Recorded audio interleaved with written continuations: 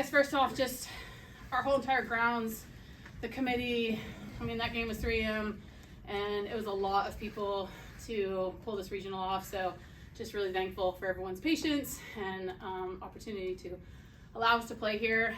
Second, there's some pretty good seniors on that group with Auburn, and especially that pitching staff. And it's really tough to see careers come to an end, but that game last night was awesome for Penta and I know Shelby Lowe and some of the other ones. So, that's this time of year when you lay out in the field. So a lot of respect for them in the program, and gosh, so proud of these guys. I just got emotional in the 5th inning and 6th inning. I'm like, holy schmoly, this could actually happen.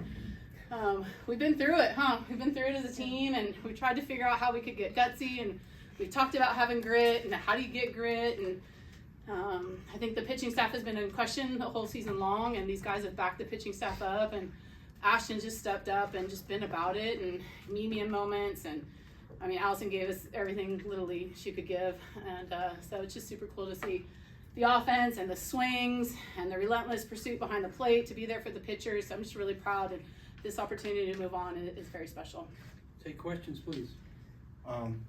Michaela and Issa, both of y'all pretty much shifted the momentum with your home runs. Like, what went on to your mind knowing that first you were coming from behind, trailing 2-0, and then it tied to 3-3? Just what went in the mind before you were at bat, knowing that you could change the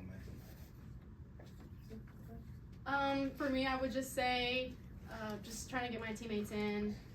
T-Will gave me the go, and I said, you either see this ball and you hit it or you don't. So I saw it very clear, and I just swung, and good things happen when you swing. So thanks for T-Will for giving me the go, or else I wouldn't have done that. So just super blessed and super excited to have my teammates behind me, and in that moment it was very special. So I definitely just seeing them behind me and seeing my teammates to my left and right was definitely something that motivated me to try and do something and scratch some runs.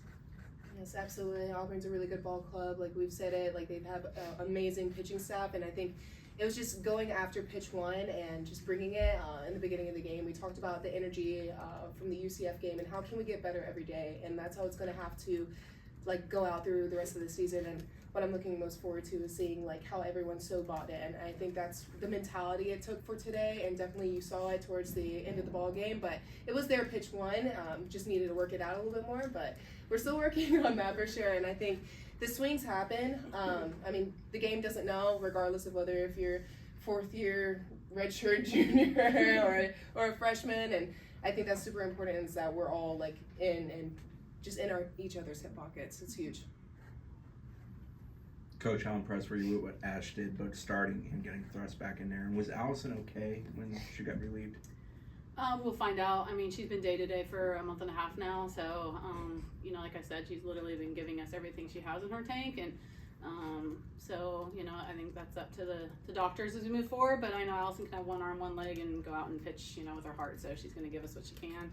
The plan was to sandwich a bit and mix some in and see if we can get some righties and some lefties. And so I think when you're facing day 3, you got to get a little creative, and I think we've been doing that all season, so the team understands that and they kind of know what we're trying to do. So super proud of Ashton, but proud of the whole team for just, like Nick says, the buy-in, or just executing the plan. If we can just execute the plan, I think that's sticking with it, and that's what really showed up. Coach, you competed against Mickey Dean for a good while now. Yeah. And this was his last game. Could you just comment on that? I mean, I've fortunately been around and competing since Radford days with him, and I think he's always done a really good job of elevating his team, wherever he's been, whether it's Radford or JMU, and even Auburn. And so he's excited to get on his motorbike and travel around the world and do the things he loves to do, is the bicycle group. But I think there'll be a time for me to move on too. When you could give it your all and give the game your all, I think that's really, really important, and I think he's done that. Thank you. Issa, it's not often that you have a game where you have double-digit runs and double-digit strikeouts in the same game. Did it take you guys a little while to adjust to the strike zone and find your groove there? Yeah, I definitely think so. I mean, you have to give credit to the Auburn pitching staff. They're a great pitching staff. A lot of good pitchers, a lot of pitch by committee they are. But I think that we adjusted well, and I just think that we kept going. at a time like they were punching us, but we punched back, and I think that's what's more important was our response in that.